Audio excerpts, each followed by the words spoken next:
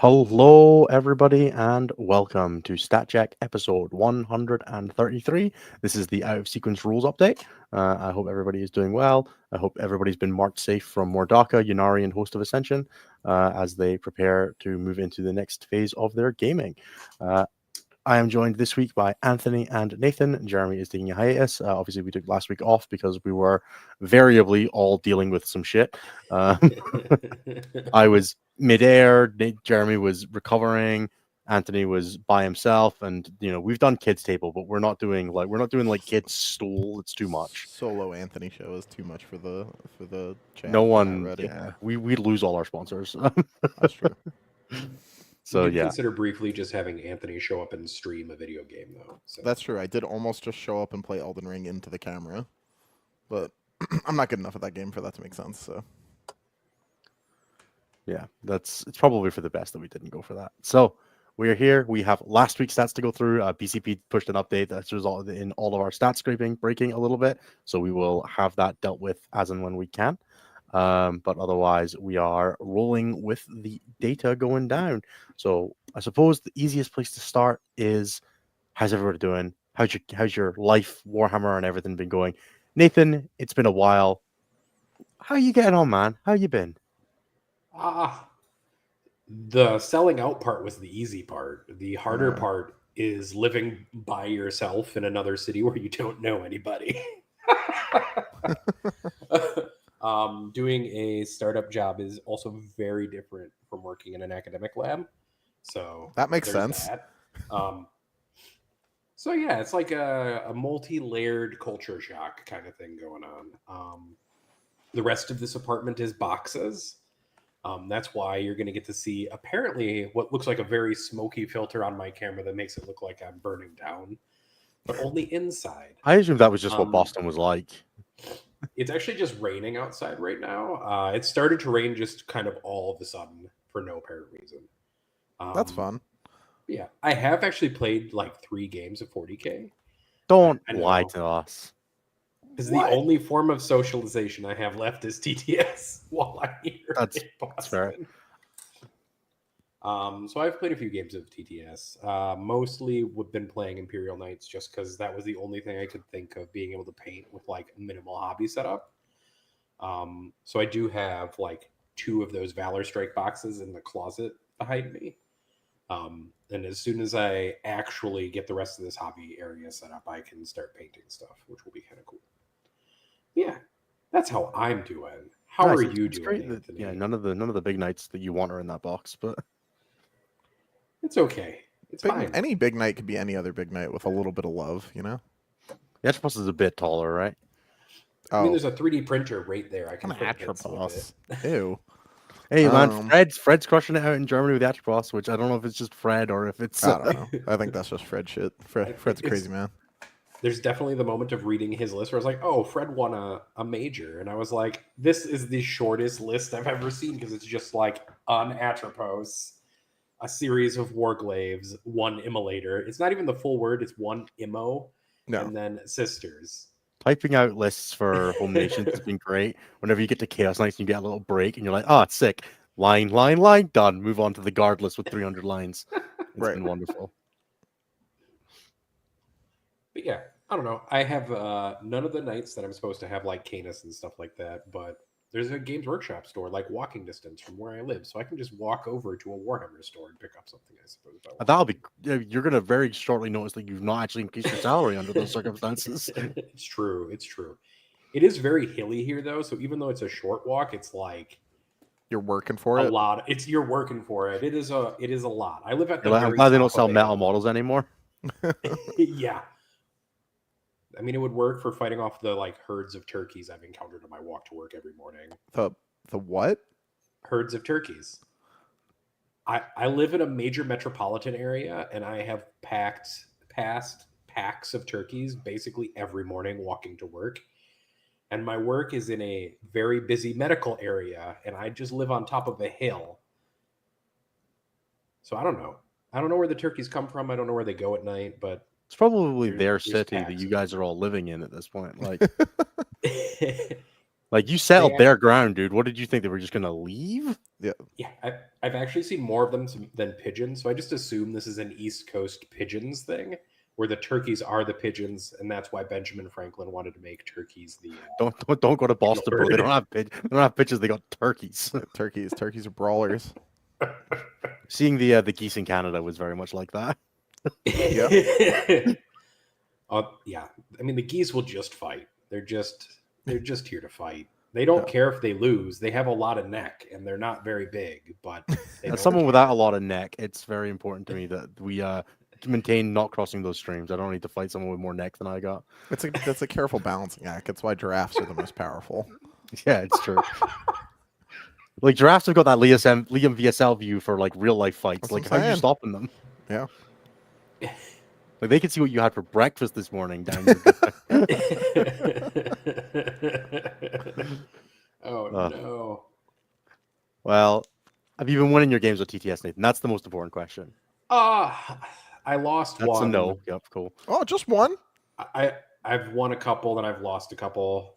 I lost one into Yanari with Knights, where I was Fair being enough. dumb and I played a Castellan. Although we did theory roll out whether the Castellan could even kill the Yin card in one round of shooting. It can. It can.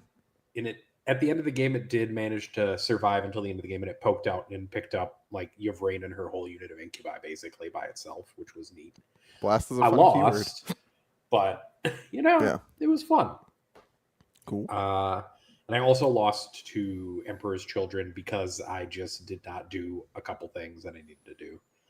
But other than that, I'm really enjoying the Knights list. It's got a lot of little pieces. You can always throw like 800 points of Imperial Agents into it as well. And then you get like Assassins and Chaff and shit like that, which is kind of cool. You can get all sorts of shit with Imperial Agents because that was a bad idea. That was a mistake. They made a mistake. Wasn't a mistake for me. It lets me take two very funny little dudes who will kill like whatever they look at or die immediately upon having an ankle exposed. Yeah, It's very funny to me. The Vindicator is still more expensive than the Calidus. As well, it should be. The Vindicator is the precision instrument that is keeping the meta calm. The precision weapon. Yeah. All those Custodes Blade Warden players quaking in their boots are taking D3+3 damage on their 7 health character. Oh, It's just me waiting for the day where I go to another event with Anthony and I just bring the Veiled Blade Task Force just to be like, hey, Anthony, look what nonsense. I asked you not to do this. But Nathan, you can't put drop pods in a Veiled Blade Task Force. I mean, Maybe he can now. Maybe the new drop pod will go in agents. You never know. Yeah, it'll go in the Deathwatch card. Is that Deathwatch flying transport not like a drop pod, basically, just as effective? I mean, it'll be just as effective as the drop pod as it was used against me. True. Which is not at all. Two cultists and like 20% of that army. It was fine. Nobody pay attention. All right, Anthony, how are you doing, my friend? I'm doing all right. We got, we're in the thick of it for Team USA selection. Season of the Knives, as John and I affectionately referred to it. Everybody's just in scrap mode. Go fight for your spots. Does everybody stop talking to each other? Nobody gets up. Nah. It's not like that. It's just like, everybody's in kill some Euros mode. So they're off to home nations this weekend to go brawl for their spots. The last bit of selection. The people that weren't at Pyra get a chance to show off this weekend. As you can see from our team comp, we went with, these people are trying to be on the team, so show us how you play the faction that you play, rather than trying to build a comp out of the best armies in the game. Yeah, I think we're in there with a shot still. What else is going on? I mean, it was just like a lot of home nations prep, a smidge of BFS prep, fucking Codex waiting room for my goddamn army. Just just sitting here twiddling my thumbs. But have you put Goremongers on the table, Anthony? Just the one time. And my opponent didn't have infiltrators anyway, which meant that I got to deploy them safely and get a containment I wouldn't have got. And that was pretty much all they did. It wasn't Did they like grenade something in the mid game? Nah, they kind of just hung out, over there. And then I staged to return and tabled my opponent. And I was like, all right, I could have done that without you guys, but thanks for the 3 points. It was cool. Having the option changes, the early game tempos of World Leaders a lot. And being able to be like, don't deploy anything on the line. That's a tank. I'll fucking deploy my Goremongers there and wrap your ass, bro. And then just like, again, deploy them somewhere the fuck else and do a containment is good. I can't wait to see what Josie does with 144 cultists. That's all I'm really worried about. Yeah, dude. That's, watch out UKTC events or online TTS events. You guys are fucked. It's going to be wonderful. I mean, she's still bad touching people with vessels, dude. Like, she's busy. I watched her blow Nos apart. That shit was funny. Scarbrand plus Angron is a nasty little combination. Yeah, Scary B just raining. No, it was just Scarbrand. Was it just Scarbrand? Yeah, she wasn't playing Angron. You don't play Angron in vessels? What are you doing? Scarbrand and his friends, the things that can tag, that can hold things in combat next to Scarbrand. Yeah. Stuff. Oh, Nas just got here, right? Yeah, good. Perfect. I thought he was here. You summoned him. I just assumed he would be here the whole time. Worry best part not. of He is immune to the Vessels of Wrath matchup on his new and improved Emperor's Children. So he's safe there. The best part of Vessels is Scarbrand, apparently. Yeah. Yeah, I that believe tracks. that. That does track. That tracks. Yeah, nothing else too interesting. I've been playing EC. I'm gonna be honest, folks. Chat. I don't enjoy playing Coterie as much as I would like to. It's really, really annoying how hard work it feels sometimes. It's not. I don't know what it is. I Like can't. I that, literally could not put a finger on it. I think I just don't like durability strats. I think is my problem because I feel like I've never once used AOC to do anything that wasn't like retain a 2-up and been like, man, that was worth it. Every time I'm like, oh, I'll AOC this down and I'll go from a 6 to a 5 or whatever, or I'll take like 4-ups against these las cannons on my Rhino. It just 1, 2, 3s on the save. It's definitely not what happens every time, and I know what AOC feels like on the other side, so it's probably not what's happening, but every time I play a game of Coterie, I'm like, the whole time. Yeah. I got to experience the awkward side of it where I had to I called 1 on it and I had to dive 4 units to kill the ward. The only thing that was in range was a warden brick. So this is the worst thing I've ever had to do in my life. Yeah. It's I needed a prince to roll a 5 with the advance in connecting the charge morals. 2 squads of infractors go in and I'm like, sick. I didn't kill the blade champion. I still got my 1. Yeah. It's the worst thing I've ever done. Yeah. I don't know. I had a lot more. I found the army a lot more fun when I was playing Carnival, and I'm hopeful that the problem is that winged demon princes are fucked, just categorically fucked. They're the only thing in the game, in my mind, that competes with what maybe a tank buster unit for most fucked up new thing, right? Most warping of what an army does in the more recent memory, right? There's tank busters, there's Jaegers, there's Goremongers now, there's fucking winged demon princes for EC. And it's just there's no reason not to take as many of those as you can. What detachment are they best in? Fucking Coterie. All right, well, fucking off you go. And that's what it is. But if it ever gets nerfed, Carnival is fucking sick. That army's so fun, and it's really cool, and it's a way better way to play Emperor's Children if you want to play it. Just having a 3 damage lord. Dude, that guy owns. That guy owns. The Warp Walker is fucking sick. Demonettes are good data sheet in that army. Yeah. That's true. That actually sounds like a good time, I won't lie. It's way more fun doing the. All right, so I've said this before, but I don't get buckets of joy out of the mechanics of playing 40K as much these days. It's mostly about wider community experience and the winning is fun and the my contribution to a team environment are the parts that are normally more fun. But managing the dance of making sure that you have sustained 1 in Carnival and the stuff you can do with Demonettes intertwined with EC units, pretty hot. That shit's fun. It's a good time. EC Demonettes are cheaper than Demonettes because they're OC1, not 2. It's probably for the best. It probably should be more than 10 points cheaper than other Demonettes, but whatever, it works out fine. Yeah, no, that makes sense to me. So yeah, that's what I've been doing. EC's a good time. There's 4 of the 8 teams at Home Nations have EC, and almost all the teams that have EC also have Renegade Raiders, Noise Marines. Yeah, I mean, my early hot take is that the best 3 armies in the game are EC, Space Marines, and Orcs. So We'll see how that pans out. Yeah, looking forward to seeing it. All right. As for myself, I took a trip abroad for a bit, which was a good time. I got to go to a new country for the first time. I got to see Niagara Falls. It was so cool. Holy shit! It Yeah. was the coolest thing I did the weekend was see Niagara Falls. It's so big. Dude, you were so close. You were only like 5 hours away. I know. I was just one Dan drive away. Yeah.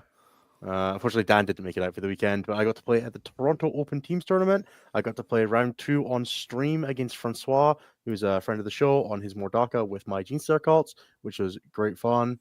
The true, like, just rocking up, getting handed an army in red solo cups of 110 Gene Star Cup models, just being like, this one's here, and pouring it at the cup in a pile onto the table. So, like, it's there now, and then I'll set it up in a minute. Was great. I really enjoyed doing that.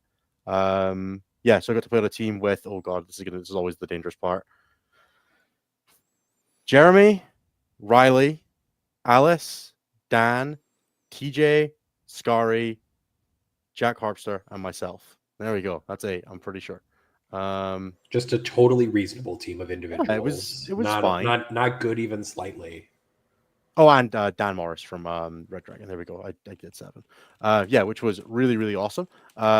We got to win every round before Scar's game finished, which was my favorite part of the weekend. Actually, for that was gaming related, is that every single round it was like, yeah, we're done. We're done, Scar. It doesn't matter what your score is. Every round, he's like, this is the best I've ever played. There's no pressure. Yeah. Got to watch him beat Mordaka 2 games in a row, which was pretty funny. With his Nice. double Void Raven bombers. Classic. Yeah, we got to watch the Team Canada Eldar player get to experience the sheer misery that is 6 Plague Burst Crawlers and Fetid Bolt Drones, all with double flamer deploying on the line. Whoops. Yeah, man had 12 bikes and did not have 12 bikes very For quickly. long? Yeah. I got to play against Yunari. I'm always shocked anytime I get to play against Yunari with Gene Star Cults, because it just tells me that they've never played the game before, and they're like, yeah, this is gonna be fine. And it's never fine. It's never fine. I truly my favorite thing to do is just like walk at an Eldar army and then just start charging them with guardsman models. You're like, you can't physically kill this all in 5 turns. Punish overconfident elves, dude. Exactly. First action of the game. Striking Scorpion squad walked forward, take 6 more wounds off a Saboteur, and I'm like, "Yep, we're gonna do that. We're gonna do that one again." I draw a rapid ingress in front of the Yinkarn, shot him with the entire Primus squad with crit 5s. The seismic cannons lifted him. You know, I'm like, I have 20 more guns to shoot. What are you doing to me? No. Nah. Yeah, and like Valentine's saying in chat, we know it's a throw under the bus and they knew it. Like, yeah, it is. But every Yunari player thinks it's going to be like a throw under the bus where they're going to score some points because they're going to Eldar bullshit you. And then they realize that there's a wall of 100 models directly in front of anywhere they could bullshit you. It's like, where are you going, bro? You know, the objectives are here. You can't run away from them. Like, where are you lethal incenting to? Yeah. And that's my favorite. Yeah, they're going to lethal intent back to your home objective, buddy. There's some flamer acolytes back there now.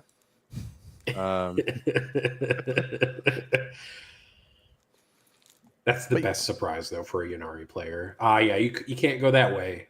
That's where the rest of the guns are. You can't go back, though, either. I just dropped. Yeah, I just dropped another 40 dudes back there. That's my deployment zone now. But Innes, you only have the 1 unit of Flamer Acolyte. Surely that doesn't turn into 30 over the game. I have 3. Oh, excuse me. Surely that doesn't turn into 35. 40. Yeah. It usually doesn't. It's usually 20. It's usually 20 Neos, 10 acolytes. Oh, okay. Yeah, you just bring the 20. You just bring the 20 man back because it's funny. Yeah, Fire Dragons get to be 110 point screens. That's my favorite part of that matchup. Is there's just like 15 Fire Dragons stood on the back line, so you can't get in there. It's just like you spend 330 points on that, dude. It's sick. I do truly enjoy that part. Yeah, what else did I play? I played against Packed Round Zealots game 1, who refused to not roll 6s on the Havoc launcher and the cannon for like 2 Vindicators, for like 3 Vindicators in a row. It was like 6 and 6. I was like, this is annoying. We played on a board that had open side objectives in Terraform. I got a 12-8 there. Game 2 was the game against Francois on stream on Tabletop Live, which I would definitely recommend to go and watch. It's good fun if you want to see Mordaka get dismantled a little bit. Poor man rapid ingress his tank busters in his back corner in supply drop. Yeah, it wasn't great. I killed Zogrod Squad turn 1 with the 5 indirect pieces and then the charge from the Gene Stealers. Felt very good. Oh, the Sabos. I was like, Two Sabos, 3 mortars, yeah. And then just pinned a truck in the corner and was like, you can't do that. So you had to send a loot squad to the middle, which meant it just died because the loot squad had to cut an angle to see a Gene Stealer squad to 90 primary and just started picking up loot as it was very fun. Game 3 was the Ynnari game where I presented a wall of guys. That ended being a 17-3, I believe, in the ritual. Game 4, day 2 is going to be a blur. got too drunk on night 1. Day 2 was a mess. No, I got too drunk on night 0. That was the problem. So I went to bed way too early and forgot to wake up and remember anything on day 2. I played against Eric on his mechanized assault. That was what it was. He was playing mechanized guard, and he walked to the middle. And this is first the foe, and he walked to the middle, and then he got removed from the middle. I'll shout out the Benefactus that one shot would have one shot a Rogel Dorn if I'd shot it, but instead just picked up a full Rust by himself, and the full 20 man behind him just didn't shoot. Yeah, that's all right. I really need to start split firing that unit more. Is kind of what I'm learning. Is that I'm like, anytime I split fire, everything fails. Anytime you fire all 20 at one, like it can sense your confidence. And it's like, all right, man, Benny's got it. We'll save you some clock time. That's good. That's a good thing. Yeah, it's solid. I did split fire the Primus' units 2 last cannons of 10 damage on a Dorn. It's just like, whoops, I need that dead, but the Dorn can take the 2 last cannons, double crit, 1 successful wound, fails 2 saves, take 10. Like, this is so much fun. And then game 5, I had the pleasure of playing into Charlie on his Gladius Task Force, and if there's one matchup that I'm comfortable with, it's Gladius Task Force. Gulliman died without getting an attack allocated to him. I went first. Gulliman then came forward, walked into the Saboteur's bomb, then charged it to Deadly Snare, went down to 3, and then got grenaded to death, and then didn't stand back up. It was truly magnificent. Since I put the Nexus on my list, Deadly Snare has become the stratagem that I'm the most comfortable like adding to my repertoire. It's been so nice to use that stratagem. I like almost never used it before, and then I put the Nexus in. I'm just like drowning in CP now, so I'm just like, and you get a charge mortal, and you get a charge mortal. Yeah, it's a beautiful little stratagem to have. The Nexus has been really, really solid tech that I've been really enjoying. The ability to rapid ingress into Overwatch into then crit 5s next turn, having that full set be 1 CP when you go second instead of 3 CP really, really helped my go second game, which has made the army feel a lot smoother, which is good. I've been enjoying that. Sweet. Thanks. Yeah, it was good. Toronto was an amazing time. The team finished first. We won all 5 of our rounds. Second place was Blunt Force Trauma, and third place was Team Quebec. So yeah, when we played both of those guys, it was great. We played on stream for rounds 2 through 5. So you can catch myself, you can catch Jack played against Custodes from Team Quebec. We had TJ playing against Advec from Team War Games Warrior, and we had Scary playing against the Mordaka from Big Dice Energy. All those games are on stream on Tabletop Live. There's also, I think the Patreon stream has an additional table, most of them. I think Jeremy and Scary were both on those a decent amount. So yeah, do check those out if you want to see some games from the event. It was a really good time. I will definitely hope to be back out in Canada at some point in the future. But yeah, shout out to all the guys that were on the team. It was a great time. Had a really good time with everybody. And I will be very hopefully to smash them with them all again, or to smash a bunch of them at Battle for Salvation. We're coming for you, TJ and Jack. That's true. Can't be stopped. Can't stop, won't stop. All right, Nathan, would you like to tell us a little bit about what the stats said about last week? I guess we can do this. That's fine. Last week's number 1 performing faction. We don't have stats from this week, as Innes mentioned at the top. Something has happened to our scraper. We'll figure it out and get that fixed soon, so that we will have more stats for you all in the next episode. From last weekend was Imperial Agents with 1 person going 3-2 and thus getting a 60% win rate. Good job, buddy. After that, it's Necrons, 52 players, 5.2% of the meta, a 56.7% win rate, 2 event wins, 9 top 4s, 12 top 10s for a 2.69 overrep. You know, just doing Necron things. It's fine. Then we have Orcs in second for real factions with 66 players, 6.6% of the meta, and a 55.4% win rate. 2 event wins, 4 top 4s, 14 top 10s for a 0.94. And then it's Grey Knights in third, 25 players, 2.5% of the meta, 55.1 an event win, 2 top 4s, 7 top 10s, and a 1.24. And then rounding out the top 5 is Imperial Knights with 50 players, a 5% meta representation, a 54.6% win rate, an event win, 2 top 4s, 10 top 10s, and a 0.62 for overrep. Nothing crazy about that. Necrons have always kind of been doing good. Everybody kind of expected Orcs to still be doing okay, and Imperial Knights have kind of just been sitting pretty for a little bit in the meta. Winning events are doing just relatively well, kind of consistently across like the last few weeks, especially since the slate. At the bottom, we have Black Templars, who have dropped into, I don't know why I'm bothering with this numbers, with 8 players, 0.8% of the meta, and a 42.1% win rate. But they did get a top 4, so their overrep is almost a 2. Then Tyranids are the second worst faction, 48 players, 4.8% of the meta, a 43.3, an event win, a top 4, 5 top 10s, and a 0.32 for overrep. Third from the bottom is Adeptus Mechanicus, 10 players, a 43.5% win rate, and 2 top 10s. Death Guard, fourth from the bottom, 44 players, 44% win rate, 1 top 4, 5 top 10s, and a 0.35.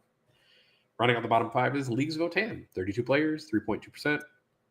44.7% win rate, 3 top 4s, 7 top 10s, and a 1.46 for overrep.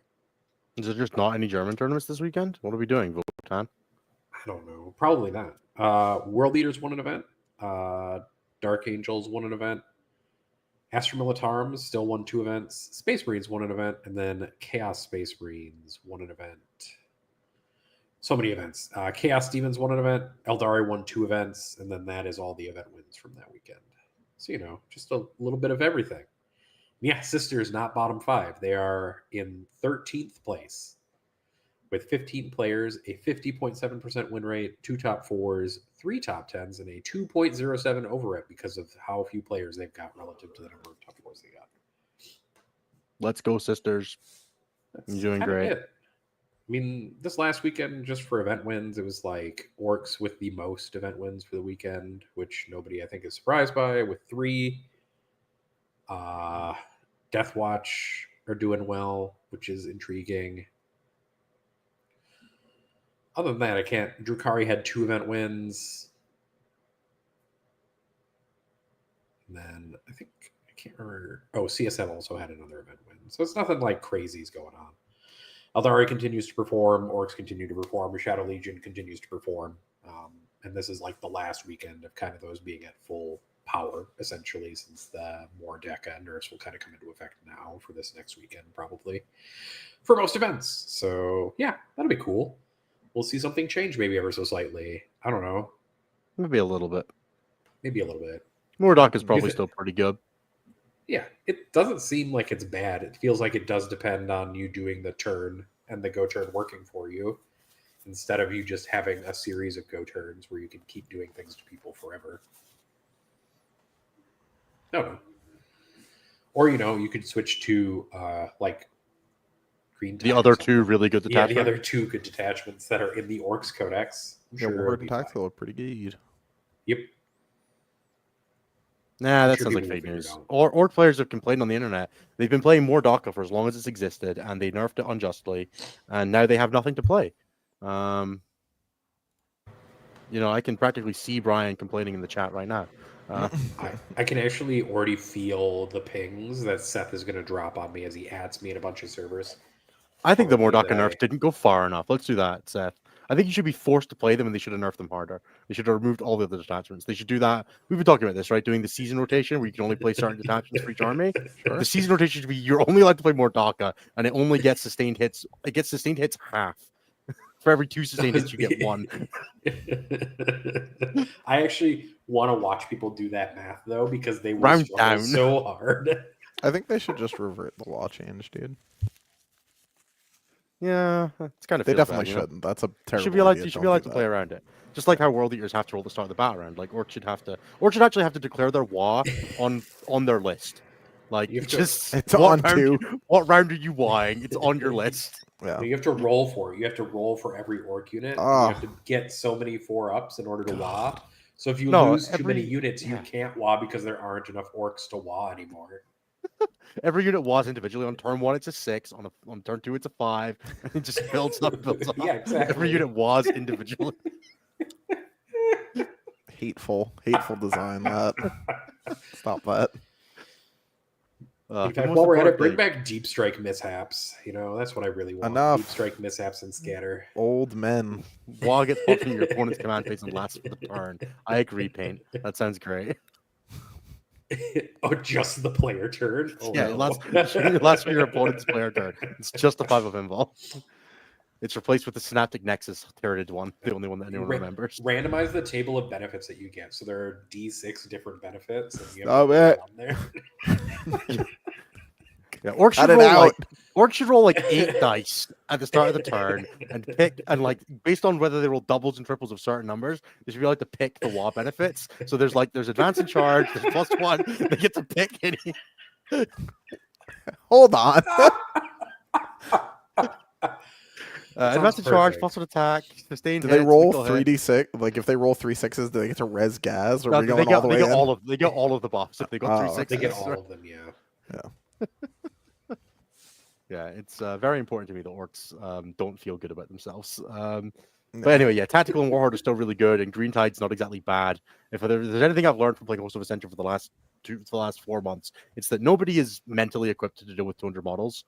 It doesn't just seem to matter what it is. People just panic. Doesn't matter how good they are. It's just like you put 100, 150 models across the table with them, and they just kind of go like wide-eyed and start like drooling a little bit while they try to parse how to play the game again. It's like Yep. they have to relearn it from scratch. It's really funny. I imagine it's the same thing that happens for Anthony when someone plays like remotely smartly with World Eaters. They're just like, I've never seen this happen before. If you play World Eaters as not like a run at you with everybody at the same time army, but instead as a tiny footprint detonate you on contact chess army. Yeah, everyone seg faults instantly. It's great. Yeah. It's like watching an Imperial Knight player not just YOLO all their knights in turn 1. It's incredibly insane. I mean, eventually I'll see that happen, I'm sure, but not yet. Yeah, no, me neither. Every night, my favorite knight's interaction is, I walked Cadence through a wall that I didn't have to. He battle shocked and died. Oh Yep. my god, so embarrassing. Just like, yeah, I couldn't fight on death, and I just got annihilated. Like, Yeah. cool, dude, sick. So the one defensive to why did you go through the wall? I really wanted that rhino, bro. Just getting absolutely dummied out of sequence, dude. Just fucking. Ugh, so bad. He was so young. But to be fair, it's because he doesn't count as dead until Hector dies. Imperial Knight players aren't capable of learning until Hector dies. So Sure. if Hector never dies at the end of the game, they just never get to take anything from it. Shall we talk a bit about what the Home Nations roster looks like? Yeah. Yeah. All right. I'm going to give wonderful credit to Sebastian in the Static Discord who compiled the training spread, but let's talk about the armies and the teams as I frantically open the information. You're doing fine, bud. It's great. I know. Thanks, Nathan. I was doing fine until you started pointing it out, and now I feel bad. Now it doesn't feel like he's doing so fine anymore. Yeah, now I feel bad about this. Yeah. All right, Now so that you've acknowledged that I am in fact doing fine, I'm no longer exactly. fine. Yes. So thank you, Sebastian, for compiling this. So Home Nations, for anybody who doesn't know, is a 8-person team event that is a mini WTC precursor event in the same vein as Pyra and Eurotrash and all the other ones you've heard us talk about. It is the UK based one, so we have the 5 British Isles teams and Belgium as the core members, and then we've also invited 2 teams traditionally. They're invited 2 teams. Netherlands has been here for like 6 years in a row now. At this point, we should probably just give them a permanent spot, but that would be too much effort and it would make Rude happy. So I think we should continue to keep him on the. Can't have that. Yeah, and also the USA coming over for the first time, which is super awesome. We're looking forward to Ooh. getting a chance to play against them out of sequence. So yeah, we have England, Belgium, Ireland, Netherlands, Northern Ireland, Scotland, the USA, and Wales. We're split into 2 pods of 4. We'll be playing round robin in groups, and then top 2 and bottom 2 of each group will split out. The pods are England, Belgium, Netherlands, and Northern Ireland, and Ireland, Scotland, USA, and Wales. Anthony, heartbroken that you're not here. First of Dude, all, the one time we The finally one get to time. pair. Fucking Yeah. bullshit, dude. I hope we're in the same pod at WTC. I for selfish reasons hope we're not. Reasonable. I'd hate to end your run that quickly, but Oh yes, of course. Ooh, Yeah. damn. We'll see, dude. Uh, You guys got good chance to, scuff our boys run at this event. I told them, I was like, listen, you don't contain that CSM player and that GSE player, you guys going to be starting this round down 40, so don't fuck around. Hey, look, fucking around and finding out is a tried and true tradition at Home Nations. So, you can have a wonderful thing of looking at. So let's start off at the top left. We have all the factions are ordered by How many frequency. times they showed up? As you can see, Chaos Knights showing up with a cool, calm, and collected 91 War Dogs across 7 lists. That's cool. This is why they're Are- sold out on every service Does possible. anybody think that War Dogs might be a little undercosted? I don't know if anybody's like Unironically, no. I think they're fine. I think they might be. I actually think CK are fine. They're I think probably it's fine.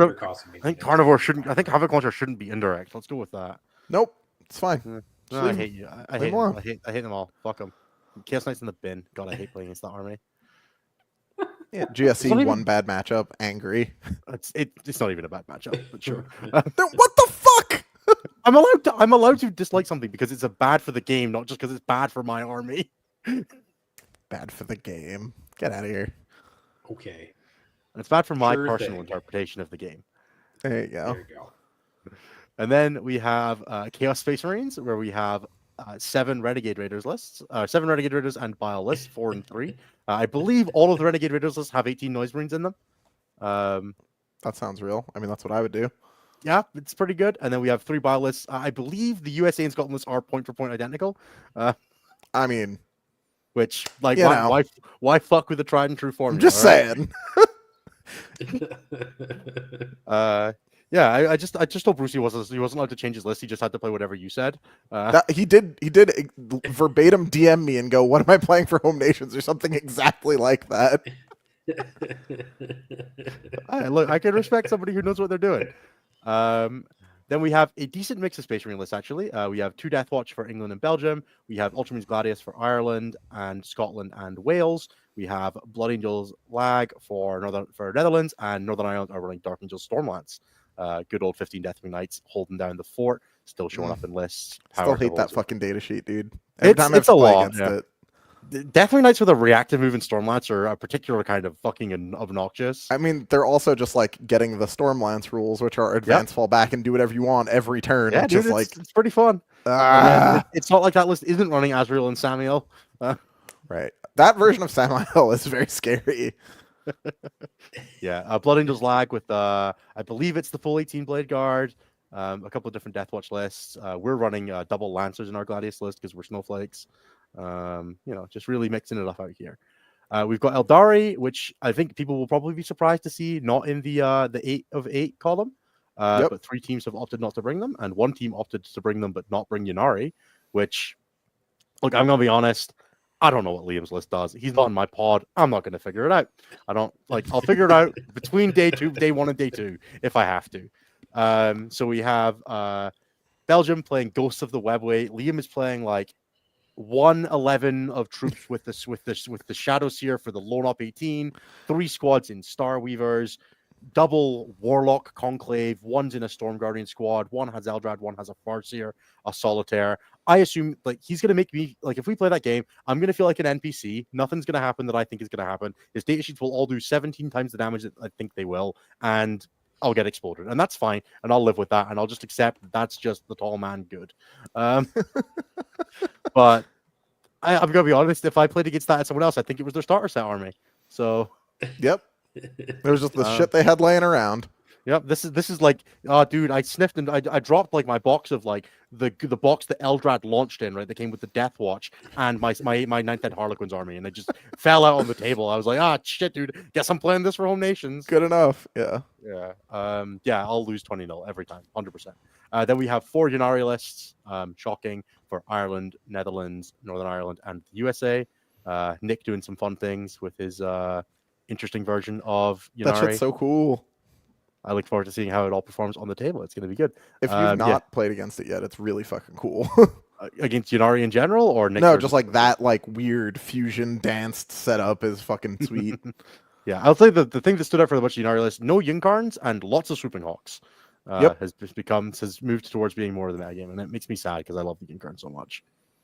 I feel like the Ynnari loses a lot of its like bag of tricks when it takes the Incarn out. I agree. But I'm sure Nick is going to find the extra 6 inches of board to stand in every game and stand in them real good. Yeah. Yeah, you ain't catching him for shit. Nick is squirrely, slippery.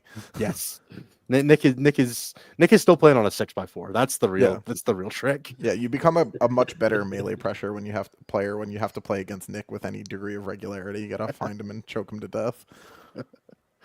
Then we have 5 Astra Militarum, 4 Combined Arms Lifts, and 1 Hammer of the Emperor. Notably, the USA were like gun good, 3 Dorn.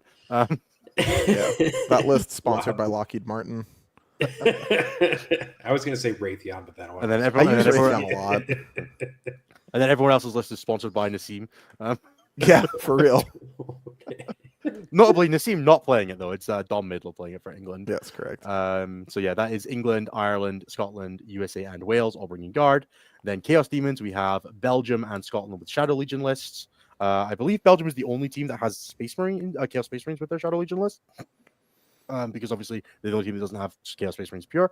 And then we have Netherlands, who brought Nurgle, and Northern Ireland, who brought the Index. They've got the 5 Creators list. They're my heroes. I just want to see Scarbrand rip absolute chunks out of things with 6-inch deep strike. That's all I really want for Christmas. He's a bad man, dude. He hits real hard. Then we have Custodes. We have 4 Lions lists. A lot of diversity there. Yep. Hey, some of them have 3 Wardens with 3 Blade Champions. Some of them have 3 Wardens with 2 Blade Champions and Valerian or Trajan. And some of them have Caladiuses. Yep. Stop me if you've heard this before. Yeah, some of them have Caladiuses and some of them have wasted points on nonsense at the back half of their list. Look, Custodes lists have less diversity than Chaos Knights do. It's insane. I was going to make a joke about New England, but never mind. I guess that's fine. Oh, England does have Solar Spearhead. That is true. They are playing the Drats list. There are 4 Death Guard lists. England, Scotland, Northern Ireland, and the USA are running that. All of them are Plague Company. Shocking nobody. Lot of Mortarians. 300-point Primarchs. Pretty good. Ignoring mods. Insane rule. Just insane rule. It's a stupid rule, yeah. How many points do you think you'd have to drop Fulgrim through to get him to be playable on a 130 mil base? Let's sidetrack for a second. He'd have to be like 220. He'd have to cost as much as their like a Demon Prince does, and that's like so problematic that they should never do that. Because the Demon Prince should be 220, is what you're saying as well. Yes, correct. Yeah, I think I think the Winged Demon Prince should be like 220, and I think that the Fulgrim would have to come down to be equal. And then Fulgrim was like 230, like a Prince with an enhancement. You'd still take the Prince, right? You'd take the Prince. The Prince has better rules than Fulgrim.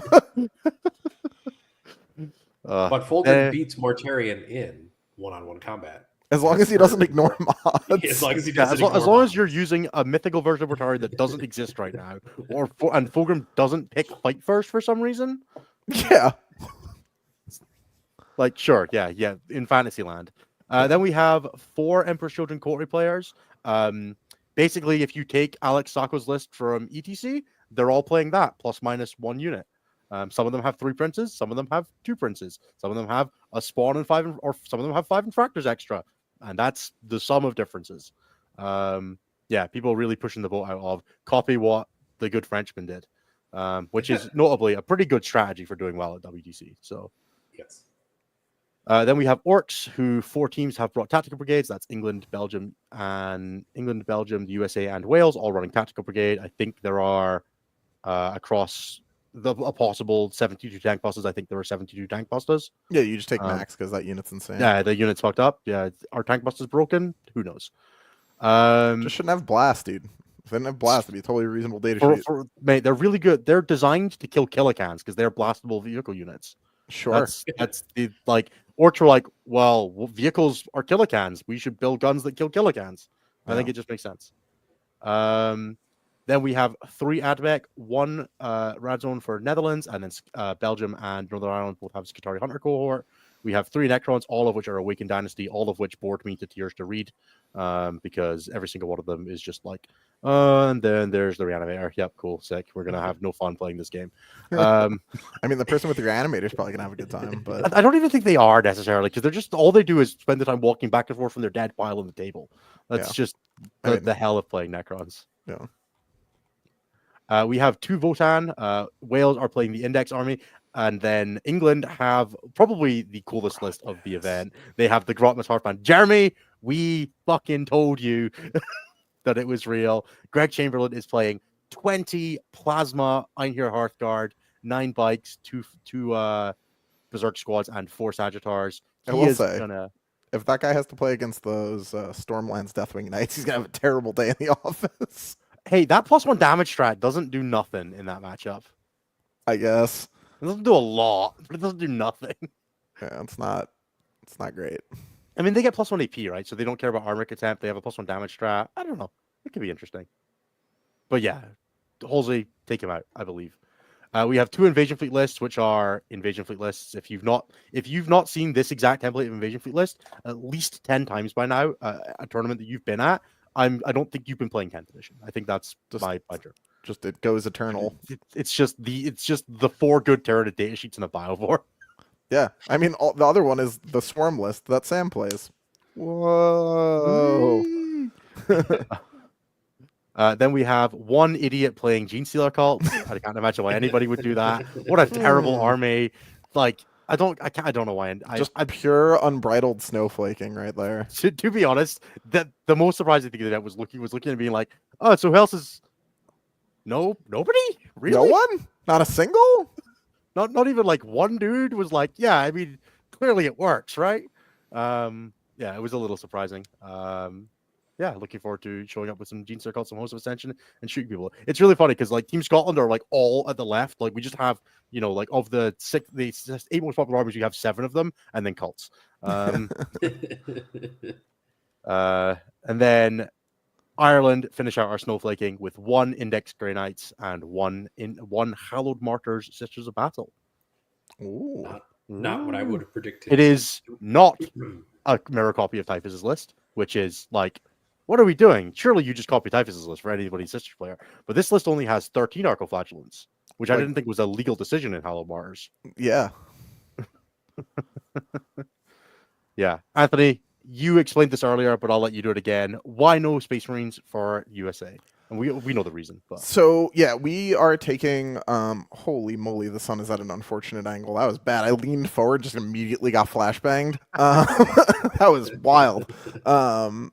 So we're taking, a roster of players that are all, competing for a spot on the team. They're all playing the armies that they, are, broadly faction specialists in for the most part. We had a last minute swap that we had Nick playing for the event and not John. John is going, he's just not playing.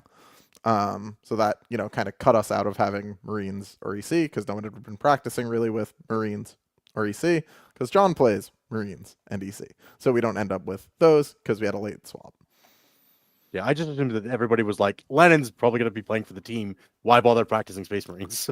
Yeah, I mean, look, there are a couple armies in Team USA that are kind of just like, Don't, dude. You don't need to do that. That's not your place. Yeah. Know your place. Look, I mean, it's never that. We actually had like a real issue where John and I, like one time, we're like sitting in a voice chat with one of the newer people on the team, and we're like, "Yeah, dude, it's crazy that no one else is that interested in Emperor's Children." And the dude like piped up and was like, "Just so we're clear, like you both have expressed interest in Emperor's Children. Why would anyone else do that?"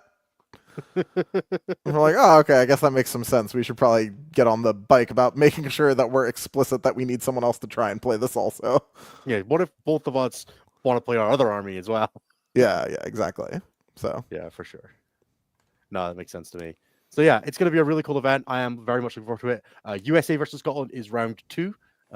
So we will catch you guys after lunch. It's going to be a really good time. I'm looking forward to it. all my guys are jet lagged and pizza, Exactly, weighted yeah. down. And obviously, I'm going to slip them all some whiskey. Yeah.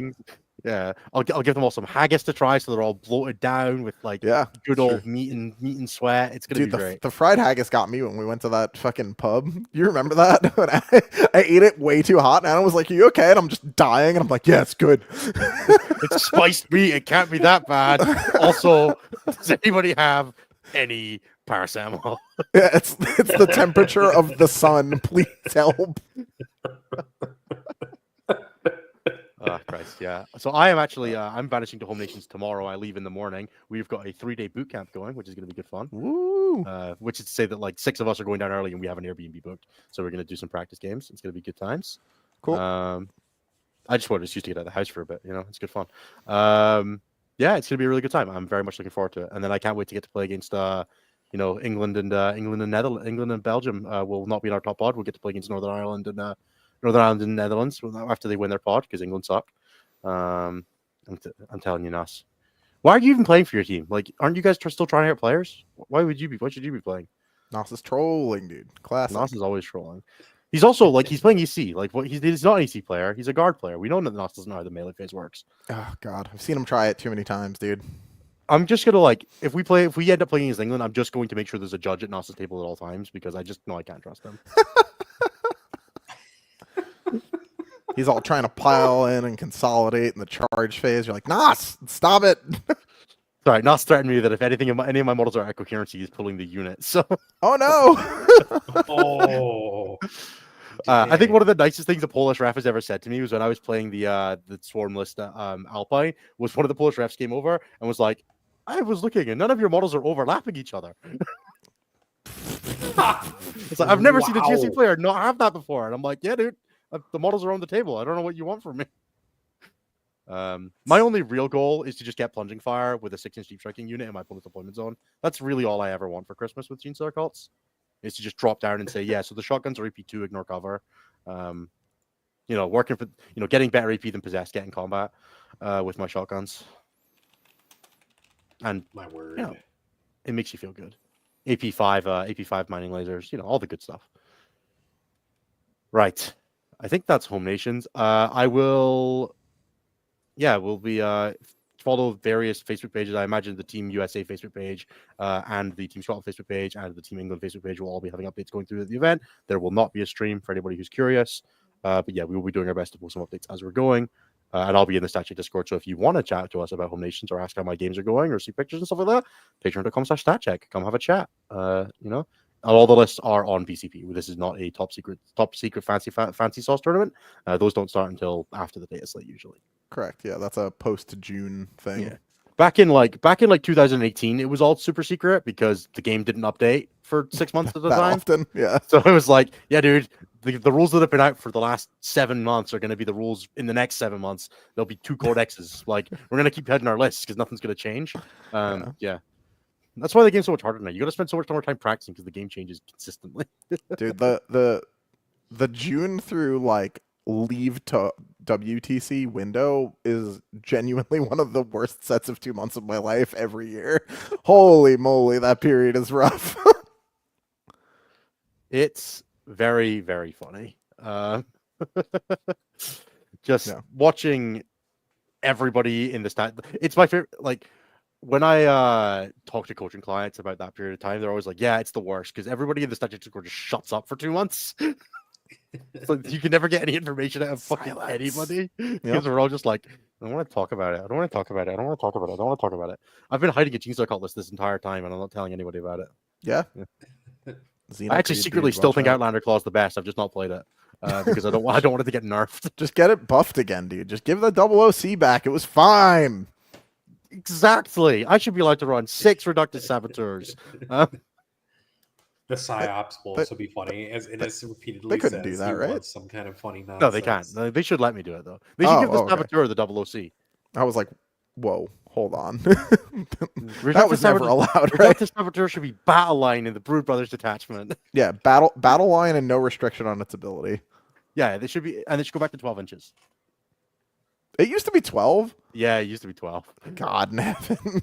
Yeah, dude, GSC index. I still don't know how people lost with that. I understand conceptually. I can tell you how they drew. I did that once. Yeah, I can conceptually understand how people lost to it, but I still look back at it and I'm like, man, it had so many mechanics, and they're all gone now, and the army's still pretty good. How did people lose with this? And the saboteur was on a 2-up with 12 inches, so you had to walk into load up range. If you wanted to walk in load up range, she blew you up. Now you can play around that, and things just came back, and you didn't have to deal with it. It was crazy. I don't understand. No. Yeah, GSC is fine. Don't get another one of our armies nerfed, please. Look, I'm not Scari's not stopping till the Void Raven bomber hits 300. I'm not stopping till Neophytes hit 200. No. Oof. What is that? 10 points per model? I think that's reasonable. How much are they now? 145. What? That's crazy. For a 20 man, it's 145. That's crazy. Get out of here. That's stupid. It's pretty expensive. Expensive. It is. This fucking guy. They're fucking guardsmen. What are they holding? Shotguns. All of them? 12 of them. What are we talking about then? You can have them at their current Look, cost. I'll tell you what. I'll put them up 50 points if you give the benefit as a 4th fucking wound. That's all I want. I just want to not die to its own hazard his gun. Just I watched a Benefactus die to a rerolled hazardous this weekend. It was sad. I think I've said this before on the show, but like Host of Ascension and Gene Circle, any army that plays Benefactor is an army of failed 2-ups. It just like it exists for you to like, you know, the meme of like the guy like kick flipping and then like still landing on his face. Yeah. It's like Gene Circle just loves that shit. You know, you got your Aberrant squad. It was 2 up for the stand back up, 4 up for the fight on death, 4 up for the unit come back. Yeah. It's like I'm just gonna do that 15 times a tournament until I hate myself. Yep. And then it's the same thing. It's the same thing with Host of Ascension. I got 2 up for the bombs to go off, 2 up for the charge mortals, crit 5s, full rerolls. Yeah. Do you enjoy gambling? Gene Circle's the army for you. Really, it's the only thing that's keeping me out of the casino. It's the Whatever amount of works. gambling I spent playing Host of Ascension. But the pure unbridled joy you get when you roll that 6 on the mining lasers and your opponent's vehicle just vanishes without you having to do jack shit else is worth every time. Yeah. And it's because 99% of Gene Circle players quit before they hit it big. Real gamblers never quit. All right. Shall we do the plugs and then the questions? Yes, let's. All right, guys. If you are 56 minutes into the show and you have been listening on your podcast app of choice or on YouTube, you're probably enjoying it enough to like chuck us a like, chuck us a subscription, leave a comment saying how much you enjoyed the show. It really does mean a lot to us and helps us out with continuing to bring all the content you guys enjoy to you. If you're in a position to do so and you would like to support us a little bit more, please do check out patreon.com/statcheck or the YouTube membership program in the description below. $5 a month gets you access to our Patreon Discord, where you can chat with all of us. You can take part in the Vibe Check League. You can get access to discount codes for our sponsor, the Red Dragon, as well as just supporting the show and allowing us to continue paying for things like an editor, which is, you know, a thing that we're doing. It's pretty great, right? So please do check that out. We really appreciate it. If you're not in a position to, don't worry about it. You know, all your interactions and telling your friends and all that kind of stuff does just as much for us, and we do appreciate everybody who supports the show in any way. If you'd like to check out any of our sponsors, you can find all the links in the description below. That's J15 Games, Red Dragon, Saltar Games, and Wayland Yutani. You can find all of them in the description box. J15 Games for terrain and widgets and stuff. I got a stat check widget made by Jeremy, and it's so cool. It has magnets and it's like a fidget spinner. I have no idea where it is. Oh no, I've just stood up. I got it. Oh, that's awesome. It has magnets. It's wonderful. I love it. So yeah, J15 Games made those for the team coming out to Toronto. So yeah, we all got one of those. It's super great. You can check out Saltar Games, who have launched their new web store now. They're running events and stuff, all that up again. You can check out their web store at Saltar Games, again in the description, for widgets and terrain and all that kind of stuff in the UK. I've got a ton of Saltar stuff lying about as well. I keep seeing it on stream pictures from tables across the world now as well. So like, haha, it's my friends. Yeah, that's my I stuff. do enjoy that. And then Wayland Yutani, if you want the WGC official terrain, if you want WGC official mats, check them out, especially if you're based in Europe and you're looking for terrain and mats. And then obviously Dan, our wonderful sponsor at the Red Dragon, brought us all out to Toronto, prepared for the Airbnb, drove me to Niagara Falls, Hero. dealt with me getting into the wrong bed at night when I was wasted. You know, all the good things. Dan, you're the best. So yeah, Never happened to check me, out- Enos. Yeah, your bed's always the right bed, Anthony. Oh, that's nice. That was good. That was slick. It's Yeah, I know. I wish I could talk to women as well as I talk to As well as me. yeah, it'd be really helpful. cute. Just picture them all as Anthony. Problem That's solved. significantly worse. That's way different. So yeah, if you want anything in the hobby or card games, board games, anything like that related, Dan brought pre-release kits to the Airbnb so we could play Tarkir Dragonstorm. Really, just wonderful times. Had a great time. So to support Red Dragon. Now, the last thing that I need to do in the plugs before we move on to the questions is stat-check. Yep, that's been a while since I had to say that out loud. stat-check.com/coaching. Check out myself, Pumba, Liam VSL, Nassim Fucini, and all of the what are they called now? Take All Comers. It's been a while since I've done that one. Take All Comers, which is Lucas Trawler, Tyler Bertel and Nicholas Olsen-Johnson. Going to get to see Tyler and Lucas this weekend at Home Nations. Really looking forward to that. It's going to be fantastic. Really looking forward to getting to see all those guys. Yeah, if you want to check them out, there is a form you can fill out on the website now that gets you linked directly to the coach that you're interested in, or drop us an email if you want to just talk about generally or hear about some options. We would love to hear from you as we move into the new tumultuous times. We're getting, they've told us all about these new secret mission-y cardy things that you can do to, like, when you're behind. So, your opponent, you're like, oh, I'm 2 points behind. I guess Angron has real ones to hit and wounds now. Just shit like that. It's gonna be great. Oh, he already does one of those, but yeah. Well, now he can take reroll charges when he comes back and then slam into you and still have reroll ones to hit and wound now today. Yeah, True. you can think about it. He can take the +1 attack aura now, bro. It's gonna end the world. He could take the run through walls, which seems much scarier on Yeah, that's WTC fair. terrain. All right, fine. The Fade Thirster is gonna have reroll ones to hit and wound. Ah! It's gonna be a That's good what you time. wanted. Right. Now we're going to move on to show questions. As always, there are 3 ways to get your question answered on the show. One is to just ask a really good question in the chat. I've got a couple tagged already. We'll be grabbing them towards the end. The second is to leave a super chat in the chat. Pay us a couple bucks. You get your question answered on the show. We'll shout you out. I have one of those to do so far. So yeah, if you want to get another one, chuck them in. And the last is to be a member of the Patreon Discord and ask a question in the show thread for the given week. I'm going to make Nathan deal with these because he's been away for a while. So I think he should do some work. Ah, that's fair. I was going to read all the questions anyways in this. I know, That's but what now I'm used to do. making you do it, which makes me feel powerful. Okay. Fair. Okay. This is some middle manager shit. Exactly. All right. Thank you to Warmasters Matt for the £2 super chat. Hey. Looking forward to seeing you this weekend in SX. Hi, Matt. It's gonna be great. Also, I'm gonna spend like 3-4 days with you in Germany, so it's gonna be great. Woo! Thank you to Ole Martin Brendan for 20 NOK and no question. So just thank you. Thanks. And then thank you to our Do you think newest Ole's his member. first name or a descriptor? Yes. I don't know. And then thank you to Andrew Stone, our newest member on YouTube. And that is it for Super Chats. Now we're going to bop over to the question thread on the Patreon. The first question is from Seth, the Mad Doc. Why does Yanari keep getting away with it? If more DACA deserved an emergency patch, so does Yanari. Same for Host of Ascension. I don't think either of those are true. I mean, I don't know. Yanari's pretty good, but people do beat it.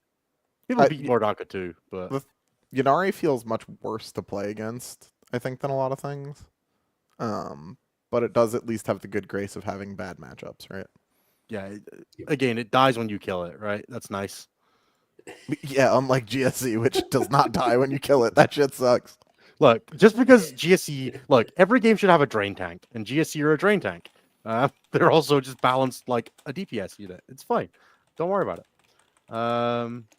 Mordaka beat Yanari. That is true, and they did remove a Predator, but that's why they can't kill GSC, because GSC have to exist to keep the Yanari in their box.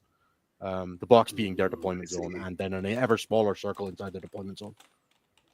I see. Yanari probably should get a nerf. I think Host of Ascension is just super underplayed, and it's really hard to pull the data off of 7 people, but also I'm very biased, so. Thank you for the sudden super chat. Thank you for the $10 super chat, Brother Chaplain Luis. If drop pods are cheap enough or new rules useful enough, would they be useful to screen against melee armies in a team setting? It depends how much you like your opponent slingshotting off of drop pods, which may or may not be a thing your army's okay with, and maybe a thing your army's not okay with.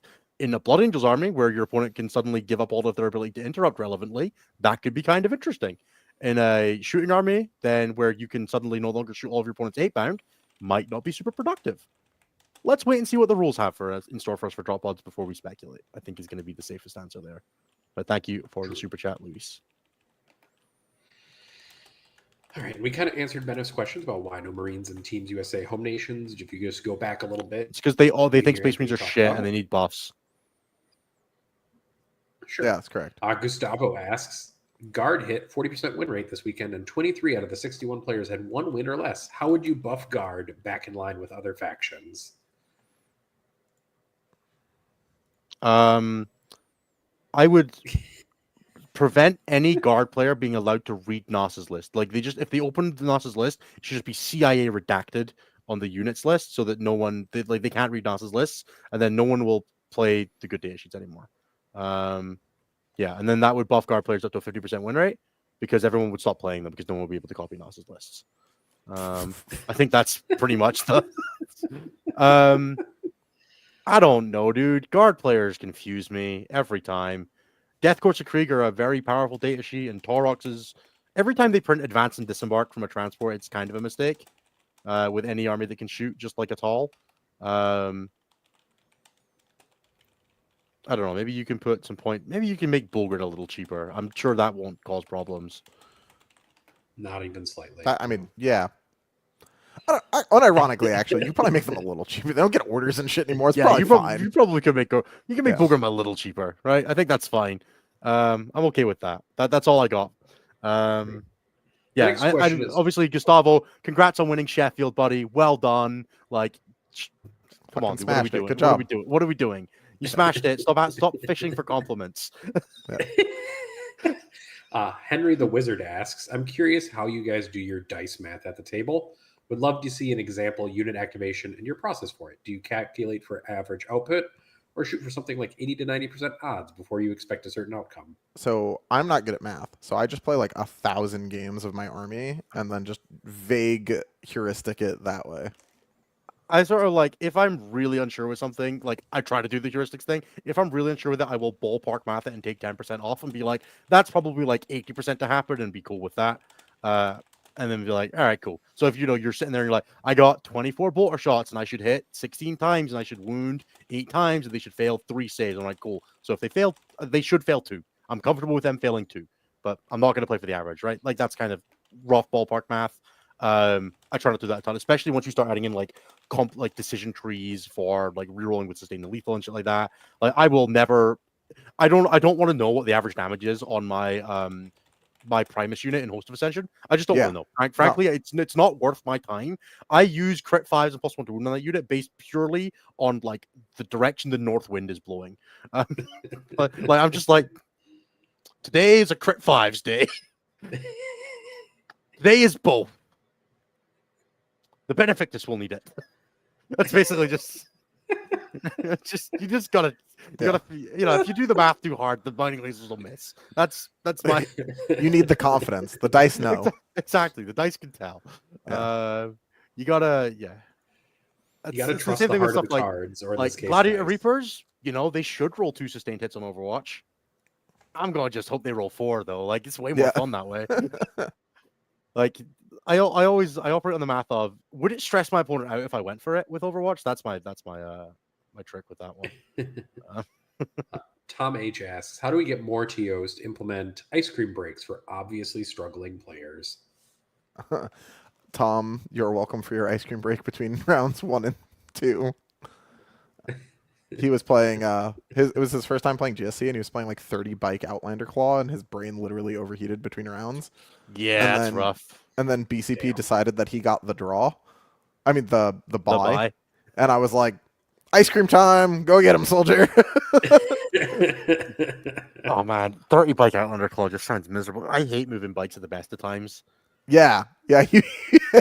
He was just having like- a time. you're like, you got to go 12 inches straight forward, but you got a slightly shaky hand. You're like, I pivoted. Fuck. Yeah, damn it.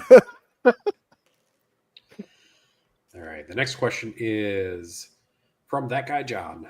Why do you think HOA is doing so well compared to the other struggling, in quotation mark, GSC detachments? Drop gun good. Drop gun good. Big model count good. High OC good. I will say, I have watched many a precariously laid recent game plan get just fucking destroyed by Biosanctic being like, nice intricately laid plan here. All Anyway, those gears, here's 12 inch charge. yeah, here's a bunch of bacon grease in your finely tuned watch. Fuck you. Like, God, is it bad when Biosanctic just dive into all your shit? Ugh. Bio remains one of those armies that I'm convinced is not great right now. But if you are good at Biosanctic, it still just wins games. It's like so the metagame good. environment's like pretty hostile, and I'm not enjoying it. And every time I have to deploy against someone who just puts everything in the open because they're like, "Well, you don't have any guns." I'm like, this is the worst. But then you just like your aberrants just like connect and they do their job, and you're like, "Oh my god, this is the best army in the game." You get a lot of chances at like that that 9-inch charge with +3 that wins the game on the spot as Biosantic as well. If your opponent like Oh. makes like small mistakes, Yeah. and you will miss them. You will miss every single one of them and win by 4. That's how Biosantic works in my experience. But you get that crowning moment again, that look of fear in your opponent's eye when they're like, the dice are falling in the hand. The first one's a 4, the second one's always a 1. Don't get your hopes up. But Sure. if you hit that charge, you killed the 7 units and 6-inch consolidate into the next one, and then took their home objective off them, you were to look like a god. Yep. Every time I have to explain to my opponent that like if they fuck around with their mark for death, I'm gonna find it with my Gene Stealers. Yeah. It's like I will get to it. I will find a way to 6-inch file and consolidate this unit into you. It's coming 1,700 miles an hour at you, and it's gonna move 30 inches. 35 inches. This I cannot explain enough to people how beyond fucked doubling the distance of your piloting console is on any number of units in your army, be it 1 or 4, whatever Eldar can do. Holy mother of God, is it bad? It's gonna be really interesting watching the this traditionally slow Votan Terminators have it in the Hearthband detachment. Oh, do they have that? yeah, dude.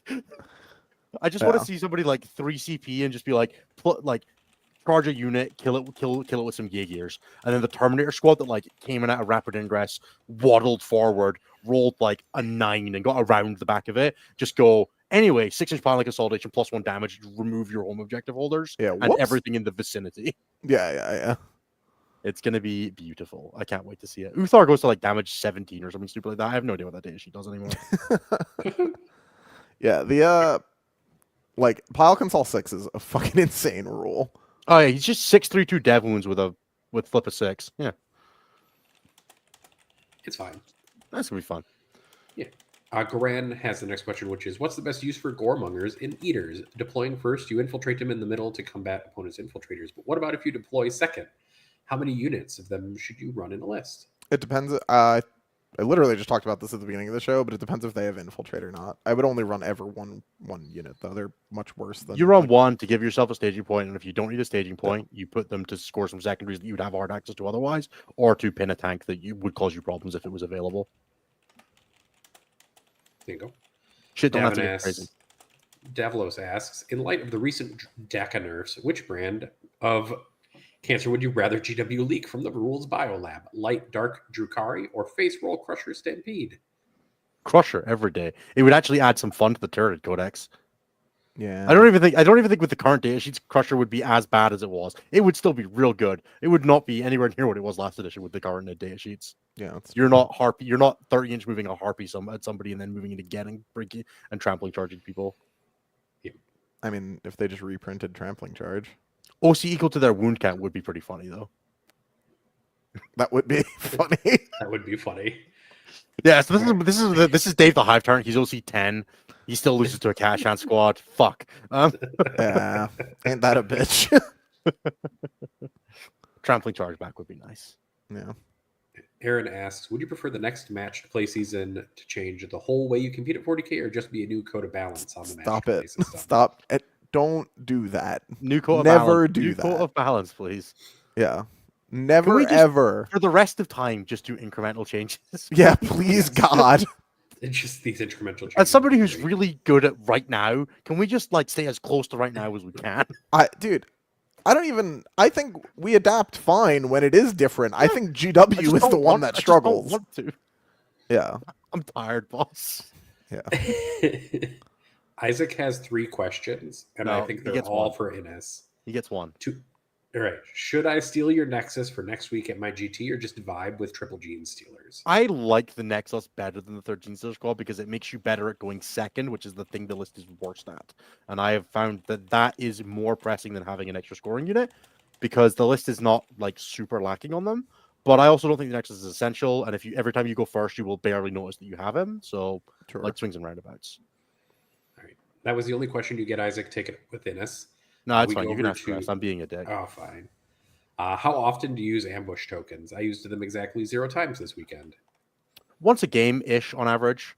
I usually put like, especially now that I have the Nexus, I usually put like every time one dies, I put them down now, and I just start sliding them around because GSC Host Physician has a an unlimited as close as you want deep strike stratagem, as long as you come out of an ambush token with their version of rapid ingress for blip token. So if the blip token is not dead, you can pop out of it as close as possible. And I've used that to like pop out and provide a heroic that my opponent wasn't expecting and shit like that by just like sliding it around with the Nexus once he's on the table.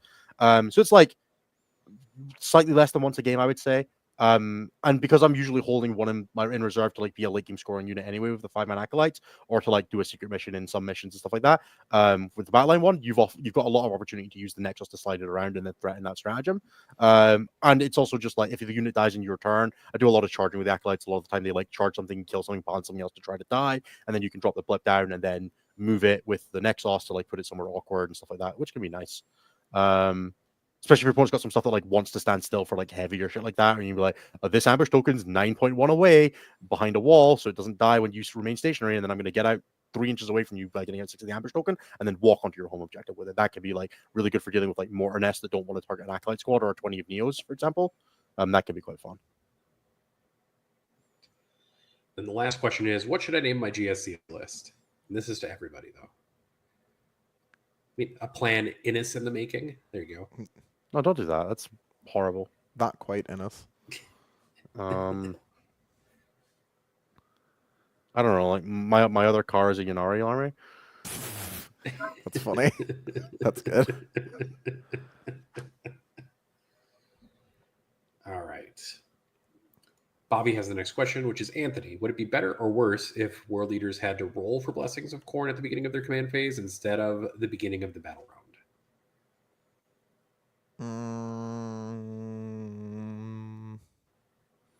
Side grade?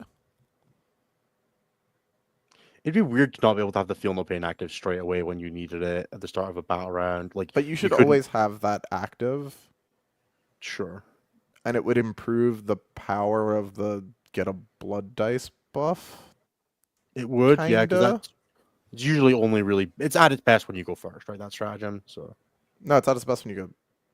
Yes, first. Sorry. Yeah, it does almost fuck all going second usually. it's like it's good for like everything else gets sustained hits for this Yeah, sure. fight phase, right? Like it's fine. You're not upset to use it, but it's not as good as the alternative. Yeah, I think it'd just be a side grade. It's probably fine the way it is. Just leave it alone. Just don't stop changing. Every time they change stuff with my armies, I'm like, da da da da. No. I had gotten used to that. Yeah. You also don't want it to get buffed to the point where it's like you don't want it to accidentally be really broken and get the army nerfed. Like, God, I just Yeah. learned that. Yeah. Yeah. I hate that. All right, what's up next?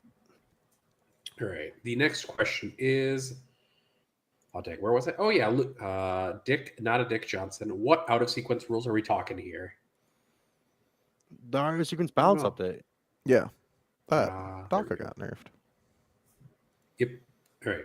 Luke G with the new drop pod kit. Want to check with smarter people than I. Are they almost always bad because they give free charge targets with their current rules? Are they better in certain terrain formats? Almost always bad is a really strong word for what has been a very good unit for a lot of the game.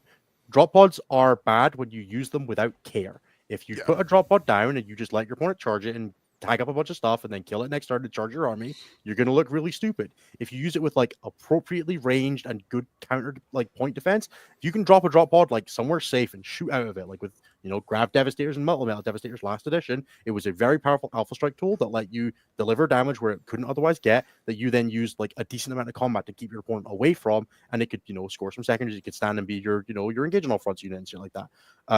In previous editions, they've been really good for alpha striking. In previous editions, they've been utterly terrible. It really depends on exactly what the rules and exactly what they look like, how they deep strike, and all that kind of stuff. But you're not just going to drop a drop pod in front of your opponent's army and say, here is my drop pod for you to hold, in the same way that you wouldn't drop, your scouts. You wouldn't just leave your scout squad ready there for a World Eaters unit army to charge. You got to do it with some consideration. Drop pods are going to be as vulnerable to that as everyone else.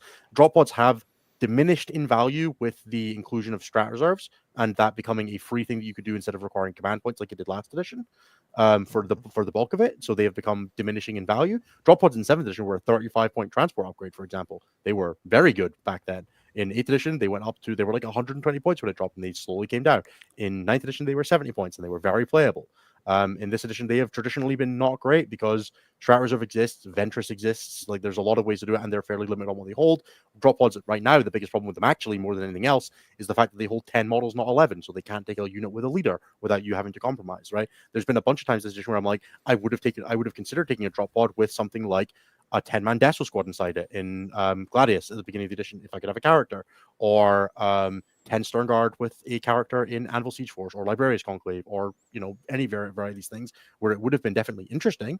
It might not have been great, but it definitely wouldn't have been like counterproductive to bring it because it could get tagged, right? Like as long as you've got some counter charge, the drop pod getting tagged isn't that big a deal. Especially in some armies like Blood Angels that could do with some early delivery potentially if that was the thing they were looking for.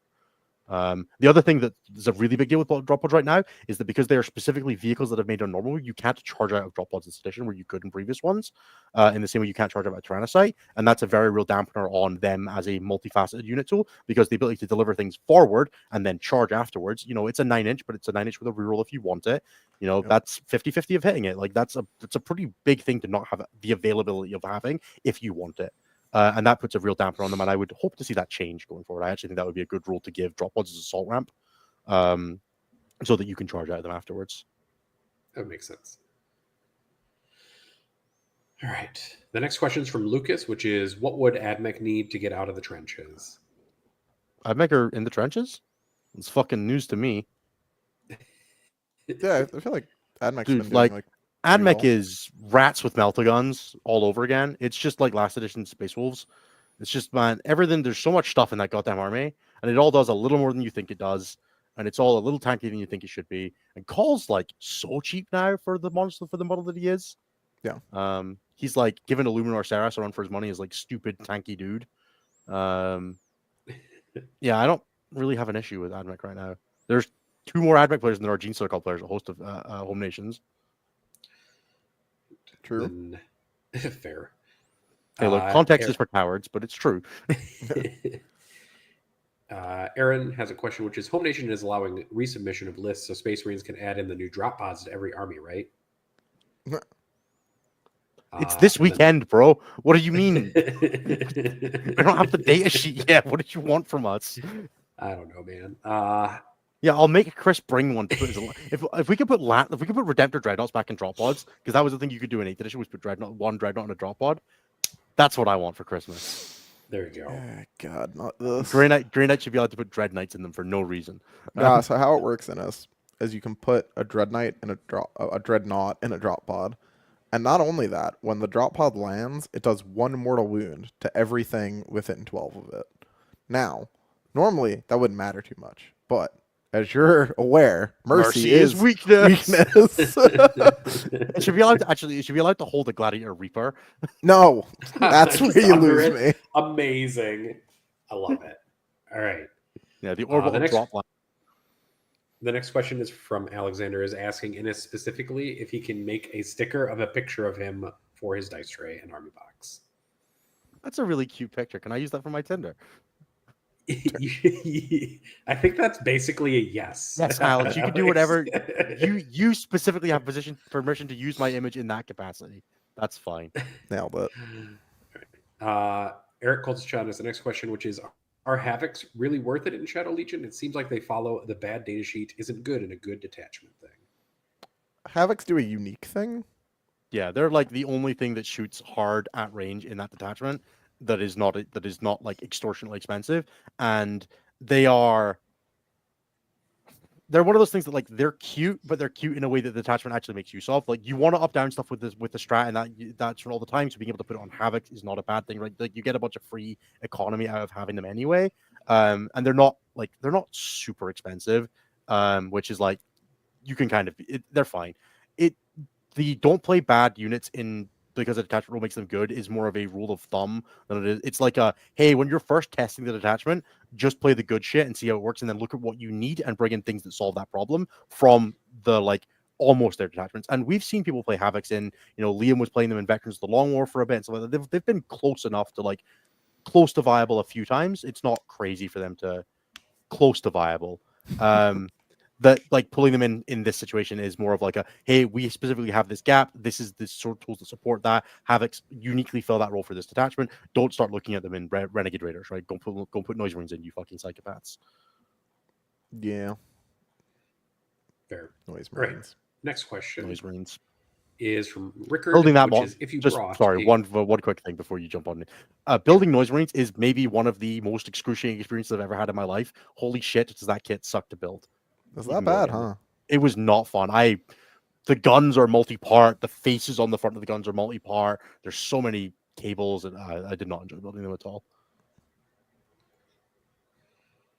Rickard's question is: if you brought a Corvus Black Star as an allied unit, how would you equip the Death Watch unit that goes with it? I wouldn't. Be a man. Reasonable. Do what Rhys Darville did and just run Imperial Knights with double Corvus Black Star to shit on Eldar. It was very funny. Reasonable. I like it. Gotta hold a grudge. Ivan asks, why would someone play or not play a Horde army? Innis, should I play a Horde army? How much do you value the integrity of your back? I fucked my back years ago when I was working in a factory, which means that I can't make it worse now. So as long as I sit down recently, it doesn't get that bad. Are you quick enough playing with the army, and are you comfortable being like reasonably fast with it? Horde armies are great fun. For the entire time I've been playing 40k, it's never been a Horde meta, but it's always a Horde meta. Horde armies very strongly write the line of the more Horde armies are good, the more Horde armies are bad, because the meta, like, people just start putting Gladiator Reapers in the list again, and they start running 2 Gladiator Reapers, and then you end up with like the list I took to LGT Invitational with triple Gladiator Reaper because everyone was playing ACDCs. I was like, well, I want to make sure they have a bad time. I'll not beat that guy. I don't care how good I am at Host of Ascension. If people start showing up with 3 Gladiator Reapers, I'll be like, that's maybe time for some Biosanctic. I'm not that good. Like, I'm pretty good. I can maybe handle, like, if you fuck up, I'm gonna take him out. Like, they're not hard to kill, but you shouldn't lose that game as the Triple Gladiator Reaper player. So, like, there's a line you got to thread where if Green Tide starts coming back in the meta game and Chaos Cult keeps having its pretty consistent win rate, and Host of Ascension continues to not get changed, and then like maybe the Jack Pack list is still a thing in the World Eaters book, and suddenly it's like there's 5 or 6 relevant Horde armies, and you can reasonably expect to play one at a tournament, and suddenly people have aggressors again, and you're like, God damn it! So You fucked it up for me. You idiots. It used to be back in 8th edition when Horde Orcs was a thing. If you paired round 1 against Timmy and his 18 aggressors, you just went home. Like, that was it. Like, you were just like, dude, sucks. Guess Yeah. I'm in the 0-2 bracket, and then I'll start losing games because I'm playing against all the other Timmys with their starter sets. Yep. Yeah. The next, You should play a Horde army if the idea genuinely appeals to you. JH asks, any plans on doing TTS streams like 6+++? Anthony would be great to watch. We have the stat report, stat reps that Tyler and Lucas have been doing. You can check those out. At the moment, there are no plans to continue doing that or to continue expanding that. But keep an eye on the stat reps. I will maybe see about coordinating with Tyler, since we're on similar time zones now, about getting one with myself and him. But we'll have to see about that going forward. Yeah. And then Keaton B asks, where do you all see EC landing in terms of power level once it hits the general populace? Anthony said top 3, bro. Top 3 amongst the talented pilots. I have definitely seen EC played badly enough times that, like, maybe it'll be less good there. But I think from like a perspective of like top players playing each other, EC is one of the best armies in the game. Their army rule is fucking insane. It's a really good army rule. The restrictions basically don't exist if you like pay attention at all to what you're doing. And the Winged Demon Prince is a sheet that is fucked beyond compare. So, yeah. Everything with -1 damage is bullshit. Always is. Yep. I genuinely, I think we were speaking about this a couple of episodes. I can't think of a data sheet like that wasn't like a solo character with -1 damage that hasn't been fucked up this edition. I mean, even the ones with fucking solo characters sometimes. I don't even think I can think. I can't think of a solo character that has it.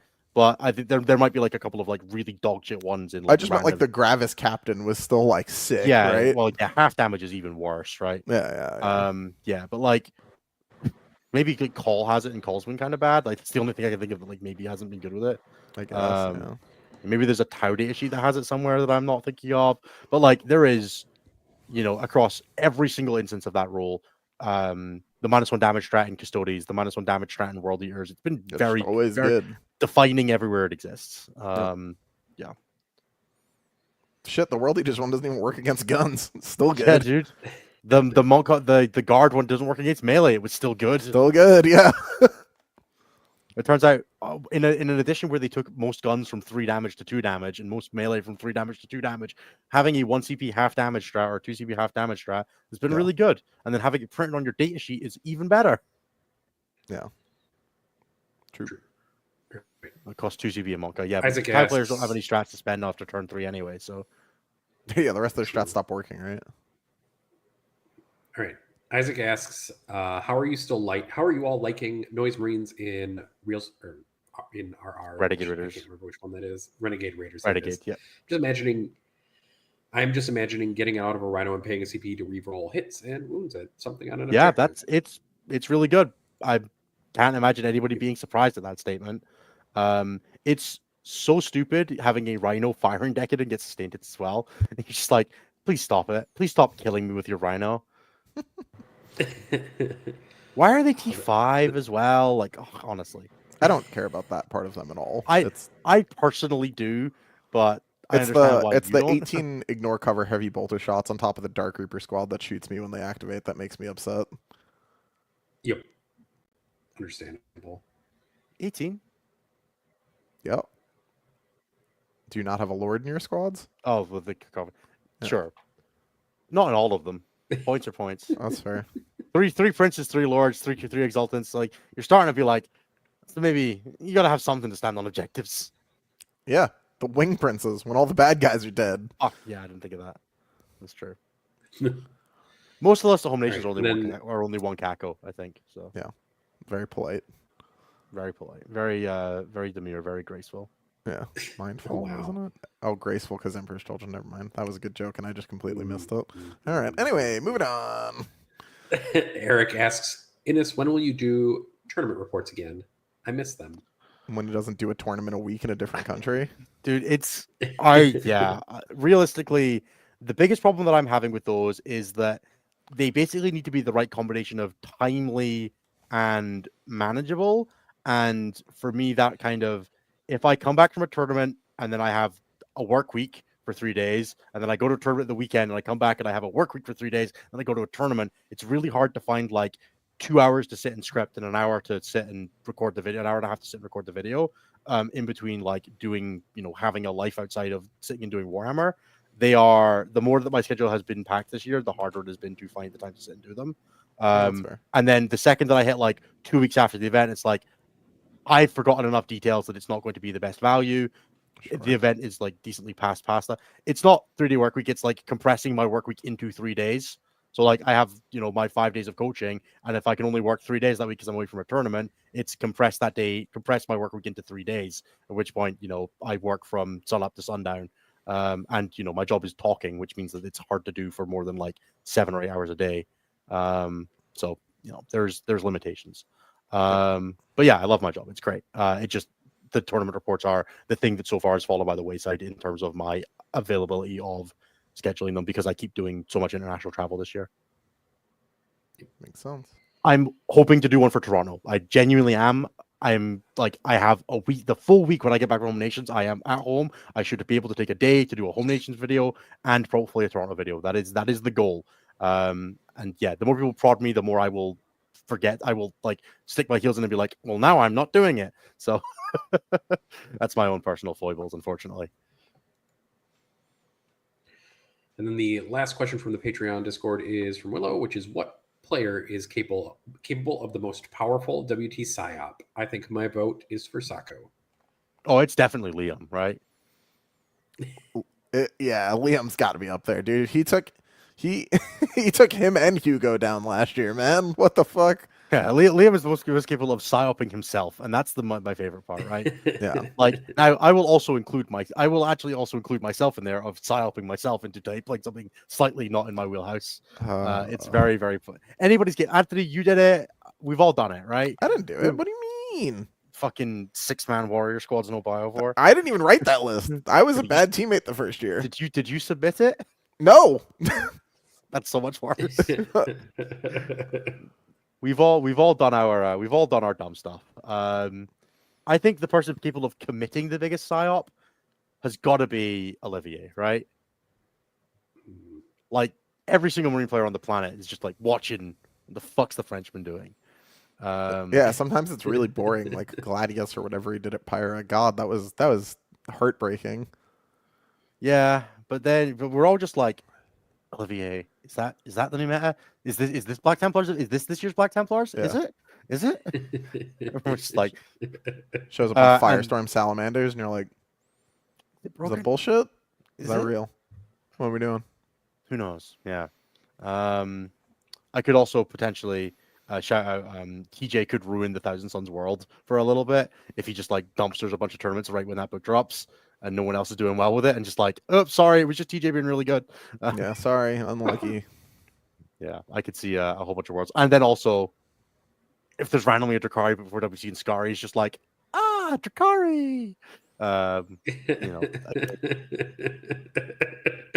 That was my favorite impression I've heard so far. Yes. The real answer, though, and I'm going to say the real answer like 5 times, is just Josh is just going to throw the world into chaos and shoot again. Just be like, grenade. He's going to grenade all of our mental states for 6 more wounds, and we're just going to have to fucking do Yeah. All right. And then the last super chat is from Kara Quintero for $1.99. Thank you for the super chat. Is Kryptonite for each of you? Like army or just like in Bread. general? bread. Brett is your Kryptonite fair. Mine apparently is being in an apartment by myself is what I learned over the last few weeks. That's not going well, Nathan. No, it is like real lonely when you just sit in an apartment by yourself every day. Just tapping on computer keys. Yeah. Hey, but you can get a break from it by tapping on some computer ways to play TTS with your friends. It's true. I can do that. Now's a good time to get into Path of Exile, Nathan. You won't even notice the hours passing by. Oh, geez. I won't even Don't notice do it's it. true. Don't do it. Just get into WoW. You really ruin your life. No, I promised myself that I would never do WoW ever again after it ruined my life the first time. Oh, that's sad. League then. You can do a whole new game. Do it with No, League. don't do that. I League am doesn't even have the perfect- good grace to be fun. Get I'm way into a perfectly gotcha content game. with just staring. You look like you'd love intensely. Arknights. No, I had to stop doing gotcha games as well. That all the flashing things and triggers and stuff like does the booster pack energy for opening booster packs. And I Oh, can't do that no. shit. It Nathan would have triggers been a all the Genshin pleasure Impact sensors in whale with my his new brain. sellout job. Get way I too would into have. trading. Get way into doing collecting coins. Way too into it. Man, there's an old man hobby. I Yeah, could or pick up, stamps. yes. Or stamps. Currently, I just sit and stare into the void most days. That's what I do. I'm just kidding. Please. Yeah. You know, like we have a chat that you can just like use, right? Dude, I you could could just do it. go live. You could Yeah, just be dude. like, Nathan's lonely. Like Stream. none of us Bam. have any creative controls. None of us have to run anything by the other gadget goes. We just do be doing things. So Yeah. Model trains is peak hobby for certain people of certain proclivities. That is true. I don't think I could fit. Okay, so this apartment is only 750 square feet, guys. There's nowhere a model train can fucking fit.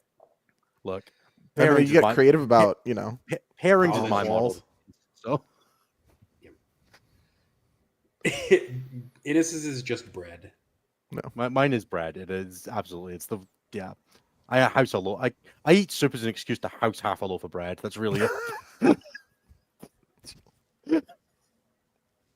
All right. Oh, God.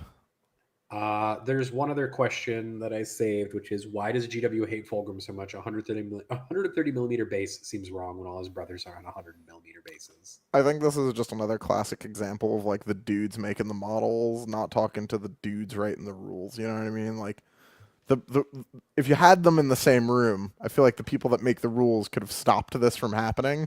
I am not convinced they will have noticed that they would have known. I'm gonna choose to have slightly more faith and believe that this is just a simple matter of like a lack of communication. You know? No, what's gonna happen is we're gonna get the new pack's gonna be like called the Fulgrim pack, and every GW layer, every rune's gonna be 135 mil apart. The firing lanes. we're playing the layer pack. That's all it is, you know. Yep. Yeah. Yeah, hopefully not. Fulgrim everybody's fits going- everywhere. Everybody's going up to 130 millimeters in the newest pack. That's true. Fulgrim fits everywhere, he says, as we realize that means the firing lanes are insane. Yeah, dude. Like, don't worry about what that means for Rogaldorns. Yep. And then Lewis Steimerling has the last question, which is, what did you get bribed with to come to Braunschweig in May, Innes? So yeah, I'm going to the German Supermajor in Braunschweig in May. It is the weekend after Eurotrash, so I was in Europe anyway, which made it really easy to, when they offered me a free ticket, just be like, yeah, dude, that so sounds just sick. go.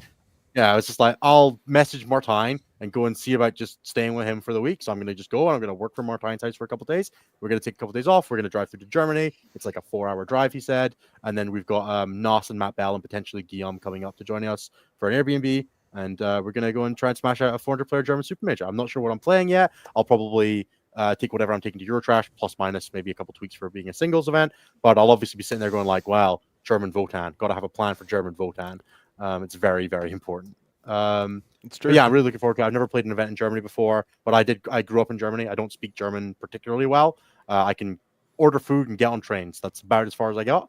I mean, that's most of Europe. You can get around. Pretty close, yeah. Yeah. But yeah, it's actually really close to where I used to live in Germany as well. Oh, that's funny.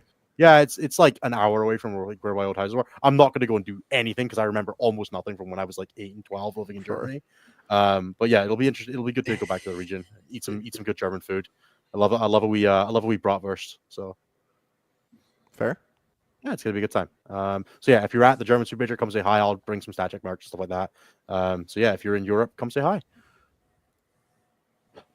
That is it. All right, Questions. I think We're all done. that's all we've got. No, we're not done. We're all done. You have to do the Well, dumb thing that you guys instigated.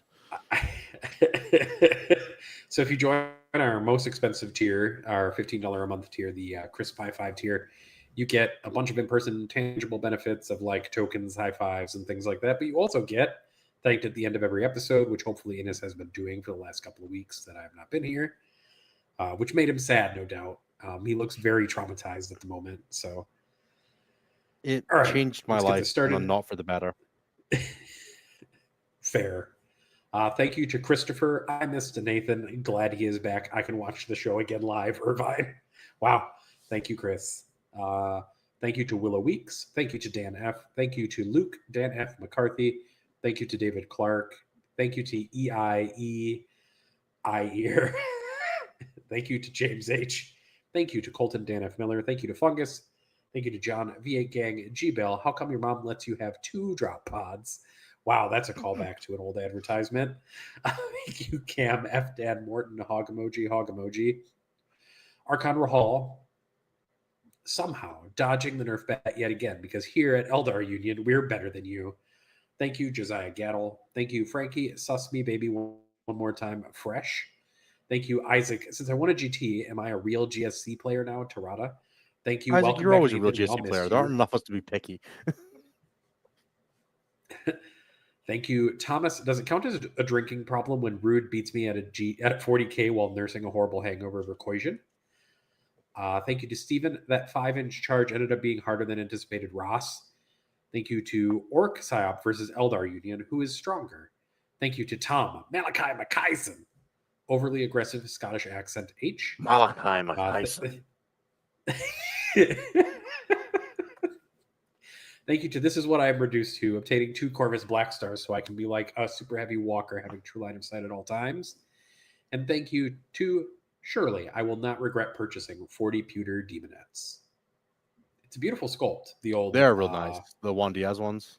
Yep, the old Juan Diaz ones are amazing. They're very nice. If you get search and seize at the airport, they might like or just arrest you, but like don't worry about that. That's probably fine. Yeah, it's because they're secretly just made with like not pewter but cocaine, but that's okay. Yeah. It's definitely where we were going with that. Sure. All right, guys. I hope everybody has had a fantastic week of Warhammer. If you're at a tournament this weekend, very best of luck. If you are at exactly Home Nations, you've probably already met me, but come say hi anyway. It'll be a good time. Otherwise, you guys got anything else you want to finish up with? Nope. Good luck to the Team USA boys going to Home Nations. In every Selection round is except imminent. 2. Especially 2, actually. But No, There I you don't have go. it. I don't have an accept or an especially. Bye bye.